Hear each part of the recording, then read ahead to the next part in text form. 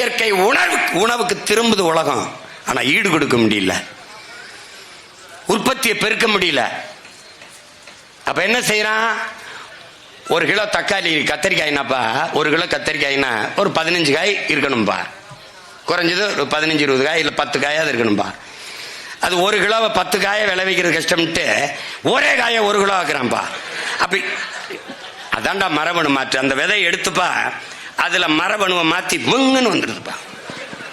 இப்ப தக்காளிப்பா 2 நாள்ல கெட்டுரும், கீழே போட்டினா டக்குன்னு தெரிச்சிடும். இப்ப தீல கொட்டினா குதிச்சு உனக்கிட்ட வரும், பிடிச்சி விளையாடலாம். ஏன்னு கேட்டீங்கன்னா தக்காளி எடுத்து அந்த விதையை எடுத்து மரபணுவை மாத்தி தவளை கொழுப்பு, இந்த கொழுப்புகளை உள்ள தள்ளிட்டான். அது ரப்பர் மாதிரி ஆயிடுச்சு, கெடாது. ஆப்பிள் எத்தனை நாளைக்கு இருக்கும்?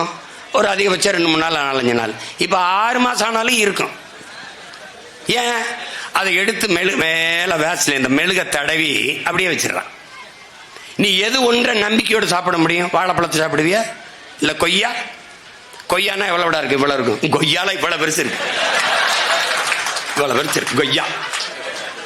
இந்த வித்துக்கிட்டு இருந்தாப்புல வரும்போது நீ வேணா பாரு, வித்துக்கிட்டு இருக்காப்ல கொய்யா. கொய்யா எத்தனை வருஷம் ஆகும்? 6 மாசத்துல நல்லா காய்ச்சிரும்ன்றாப்ல.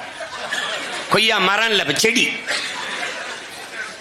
எல்லாமே மரபணு மாற்றப்படுது. ஏன்னா உற்பத்தி பெருக்கத்துக்கு, உற்பத்தி மரபணு மாற்று உற்பத்தி அந்த விதைகளை, அந்த உணவுப் பொருளை சாப்பிடும் போது மனிதனுடைய மரபணு மாறிடுது. மனிதனுடைய மரபணு மாறும்போது எதற்காக என்ன நோய் வருதுன்னு தெரியாம போயிடும்.